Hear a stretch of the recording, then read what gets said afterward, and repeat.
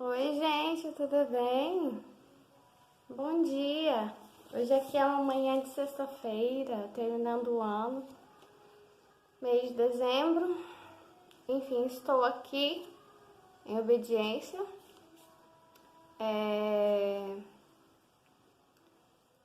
Enfim, é isso.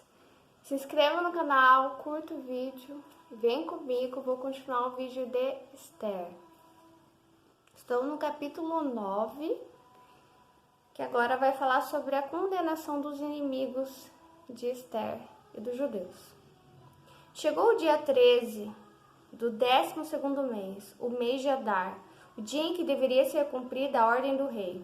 Era o dia em que os inimigos dos judeus esperavam dominá-los.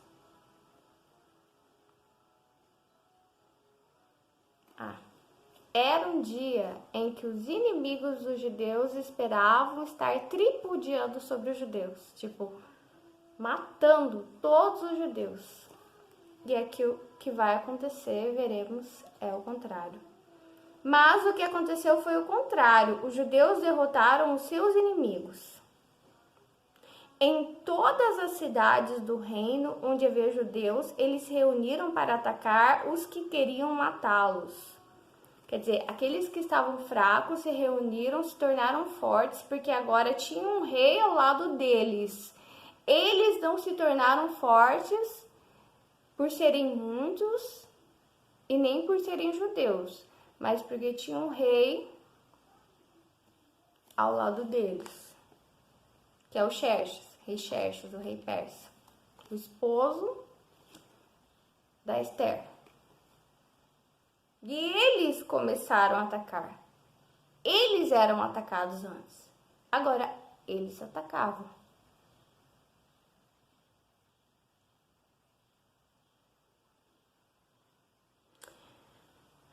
Ninguém podia resistir aos seus ataques, pois todos estavam com medo deles. Então, o que os inimigos dos judeus começaram a sentir? Antes eles sentiam, esse aí é fraco, esse que tá bom para judiar, esse que tá bom para atacar, para exterminar. Além de ser fraco, ainda é prepotente com essa fé, é arrogante, sabe?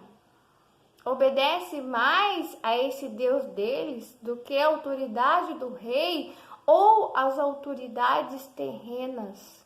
Valoriza mais seus próprios valores do que os valores que a sociedade está impondo. Essa teimosia que me lembra muito Jesus, que teimava em valorizar o que ninguém estava valorizando. E Deus sempre teima em valorizar aqueles que ninguém valoriza, os fracos. Mas aqui eu vou mostrar para vocês algo muito errado que está acontecendo aqui neste momento da história. Qual foi o erro dos judeus aqui? E isso se diverge de Jesus, isso racha com Jesus, isso separa de Jesus, de escola. Por isso que Jesus não foi aceito pelos judeus, pelo modo de pensar contrário.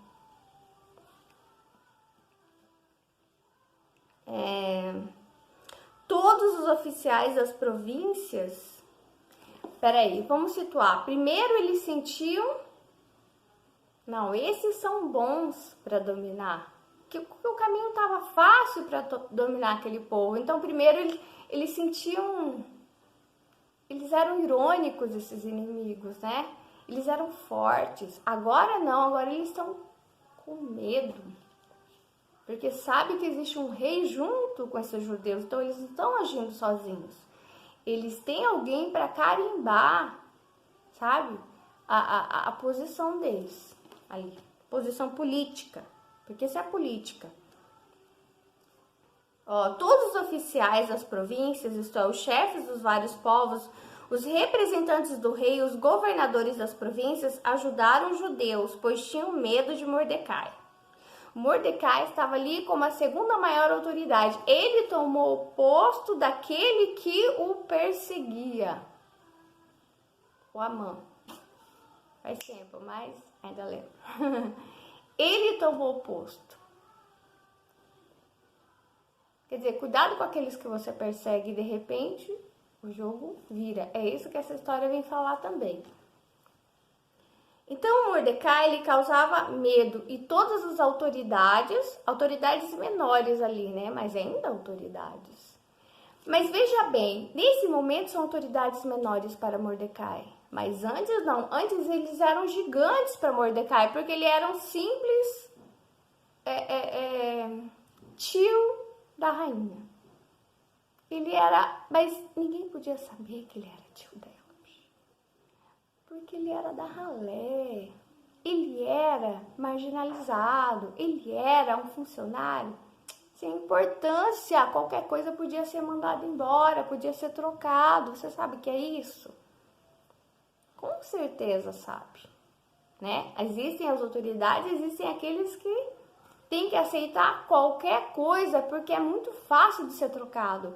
Trabalha muito e ganha pouco e tem que aceitar de tudo. Não vale nada, um zero à esquerda, né? Mas agora o rei impulsou ele. Então qualquer autoridade é pequena para ele, porque ele é o segundo maior, a não ser o rei. O rei continua sendo o rei. Todos... Ah, tá. Essa parte foi. A fama dele se havia espalhado pelo reino inteiro. A fama de quem? De Mordecai. Olha só, uma pessoa que não era nada. E todos sabiam que ele tinha muita autoridade no governo. E o poder de Mordecai ia aumentando cada vez mais.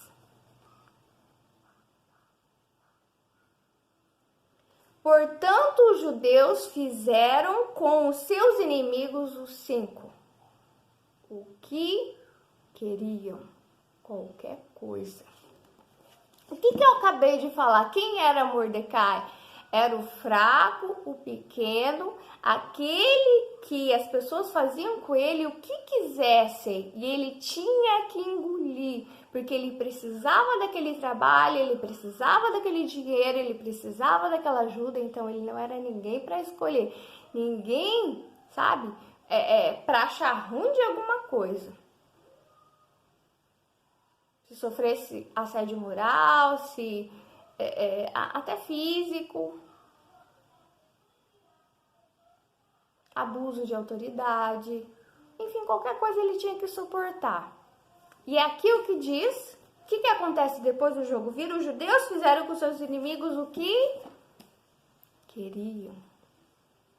Essa parte que eu vou explanar para vocês é a diferença entre Jesus e os judeus nesse momento e diversos momentos bíblicos. Bíblicos e não divinos. Bíblicos. Olha, o que eu sempre busco com Deus é a verdade. Eu vejo Deus como Jesus me apresentou ele, como Abba, Pai, como aquele que não muda, aquele que é confiável, aquele que não mente, aquele que é bom o tempo todo, como dizem as músicas, e segundo o comportamento do seu filho, Jesus. Então, para tudo que eu ler, eu vou pegar Jesus como uma forma maior. Para mim, ele é autoridade, não existe nenhum rei, ninguém que é autoridade para mim a não ser ele.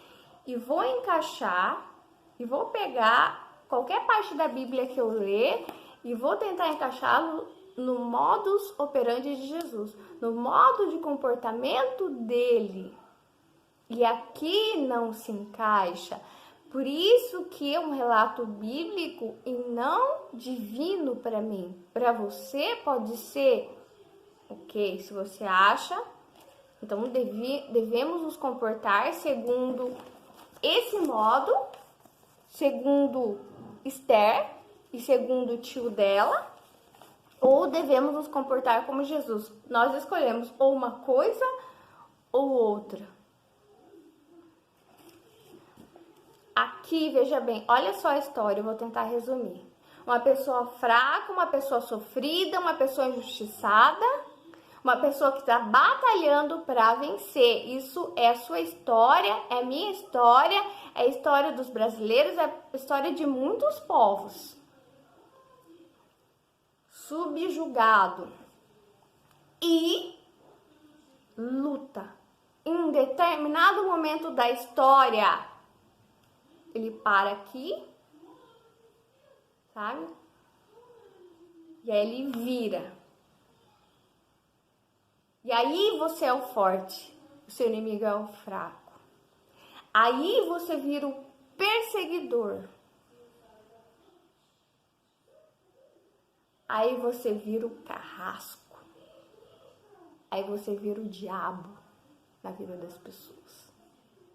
O inimigo na vida das pessoas. Que antes você era a vítima, né? Você era o perseguido, você era para ser o herói, mas no momento em que o negócio ia virar,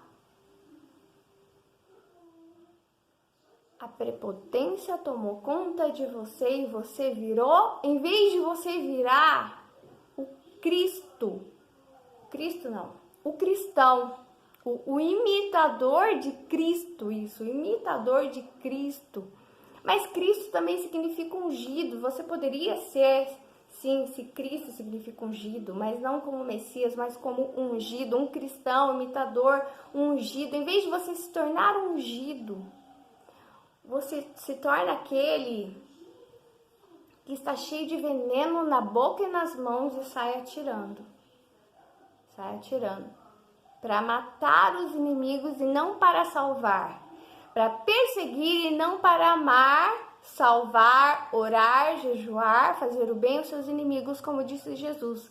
Mas para destruir os inimigos, para que eles tenham medo de vocês. E Jesus disse, ore pelos seus inimigos, ame os seus inimigos, jejue, faça o bem pelos seus inimigos.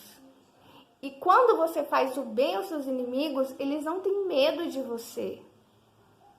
Eles se sentem constrangidos, tipo, cara, que isso? Por que isso? Sabe, essa pessoa é meu inimigo, esse grupo, essa empresa, sabe, tá me fazendo bem. Mas esse é o comportamento do imitador de Cristo. Por isso que Jesus não foi aceito. Ele foi perseguido pelas autoridades judaicas, porque ele não se comportava da maneira como estava escrito na promessa em Isaías. Formar um exército, fazer que os inimigos sofram, que eles bebam o próprio sangue, é o que diz uma taça de sangue, derramar sangue inimigo. Infelizmente, depois que Jesus morre, o que a história mostra é que ele era o fraco, né?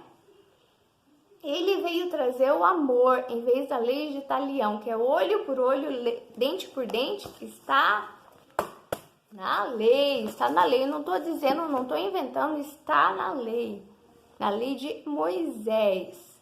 Não, aí eu pergunto, a lei é de Deus ou é de Moisés? Mas está, olho por olho, dente por dente. Se Deus não muda, esse deve ser o nosso comportamento hoje, mas se o erro não é de Deus, porque eu já questionei ele, quem errou? Foi Deus quando escreveu isso ou foram os homens? Foi Moisés que errou, né?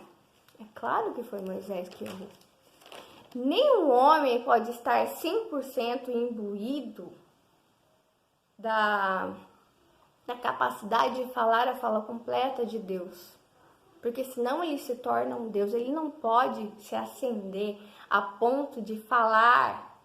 Nós temos pequenas inspirações, mesmo assim não sabemos por completo. Eu acredito em a pessoa ter visão do futuro, mas não completa, sabe? Alguma coisa ou outra, 10%, 20%, jamais 100%.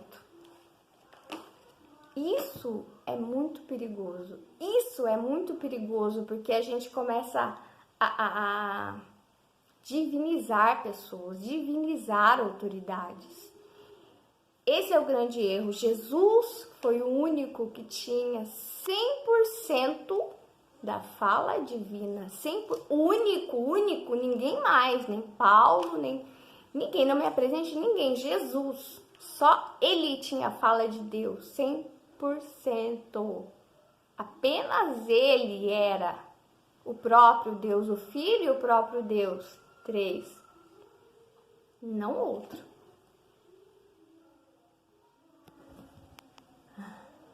Enfim, não vou entrar muito nessa questão, é muito longa. E só que eu tava falando com Deus que quando a gente nasce e quando a gente tem noção da Bíblia, nos apresentam e a gente é convertido, é batizado, enfim, as pessoas nos apresentam isso. Pá. Só que nós temos que lembrar que a Bíblia não é isso. De jeito nenhum. Ela foi escrita em momentos muito separados. Os vários trechos delas nós temos que entender tudo separado. Os livros separados são pessoas diferentes, momentos diferentes. E outra, Deus não pegou e desceu isso do céu. Assim, do jeito que você conhece, você compra lá na loja ou você ganha de presente de alguém. Não foi isso? Deus não apresentou assim. Foram homens que se reuniram num tal de Concílio de Trento, se não me engano, romanos, descrentes, poderosos, interessados em política, interessados em continuar subjugando um povo, em ganhar dinheiro desse povo. E Roma, que estava a ponto de falência, usou Jesus para continuar mais um tempo no poder, mas depois ela se destrói com os bárbaros, né? Mas Jesus se torna o fantoche. Então, eles decidem qual livro vai fazer parte de uma coletânea que eles escolheram. Então, tudo aqui é escolhido por Roma. Eles decidiram, talvez junto com as autoridades judaicas, mas enfim, eles decidiram. Então é difícil dizer, não acrescente, não tire nada da Bíblia, porque foi acrescentado. Roma acrescentou os livros dentro de uma coletânea e tirou muitos também. Então, não foi Deus que decidiu, ele não falou, olha, são esses livros. Foram homens que, entende? E não eram homens puros, homens apegados ao dinheiro, à matéria, sabe? Que judiavam dos pobres, como Deus odeia, que judia dos pobres, das viúvas, dos órfãos. Enfim. E a única coisa que eu quero terminar o vídeo é, ou você escolhe imitar Esther nesse momento de virada da sua vida, a hora que a sua vida virar. Se você escolher ser vingativo, me perdoe, mas você está com Satanás. O livro de Esther, ele é muito bonito no momento em que sofre. Todos nós somos bonitinhos enquanto estamos sofrendo, mas dá poder para alguém para você conhecer essa pessoa. Dá poder, dá dinheiro, dá conhecimento, dá riquezas, dá ouro, dá prata, dá pessoas para gerenciar, para você ver quem é essa pessoa. Se ela pisa em pessoas, ela ou ele, eu digo pessoa, ela pessoa, pisa, se grita, se machuca, se maltrata, se não olha para o órfão, para a viúva, para o necessitado, se olha apenas para os próprios interesses. Então, tudo isso, entende? E Jesus, ele tinha todo o poder do mundo. Todo o poder. Ele tinha toda a razão do mundo para se vingar, para derramar sangue, para acabar com os seus inimigos. Ele disse não. Não, ame os seus inimigos. Ame. Deus nunca mudou. Deus nunca falou para alguém derramar sangue e matar o outro, mesmo o povo inimigo. Deus nunca mandou ir lá, vai naquela terra, mata todos, acaba, destrói, derrama sangue e toma posse através da violência. Eu não acredito nesse Deus. Deus foi sempre amor. Por isso que Jesus veio. Porque tudo estava distorcido. O Deus não é um senhor dos exércitos. Ele não é aquele, sabe, que escolhe um pedaço de gente, algumas pessoas, para irem numa marcha destrutiva, violenta, sabe, de capacitar pessoas para a guerra, para a matança. Não, ele capacita pessoas para o amor.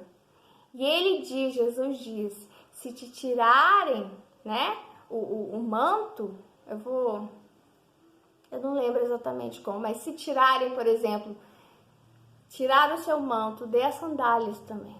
Tirar o seu manto, a sua sandália, dê o seu celular também. Dê a sua camisa também. Dê as suas calças também. Dê. É isso que ele diz, dá a outra face. Então, nesse virar é que se reconhece. Quem são os verdadeiros cristãos, tá? Não é apenas seguir a letra da lei. A letra da lei não aceita Jesus. Os judeus não aceitaram porque ele justamente não está na letra da lei. Hoje ele não aceita porque houve guerras depois. O Messias que viria não haveria guerra. O Messias que viria era comandante de exército. Era descendente de Davi. Jesus não era filho genético, não era filho de sangue de José. Ele não tinha o sangue de José. José era descendente de Davi. Então, várias coisas ali Jesus veio para quebrar a hipocrisia judaica. É isso. Tchau, gente. Muitas vezes a gente vai preferir seguir uma lei do que seguir Deus, seguir, sabe? O amor. Tchau, se inscreva no canal, curta o vídeo, amo vocês, até mais.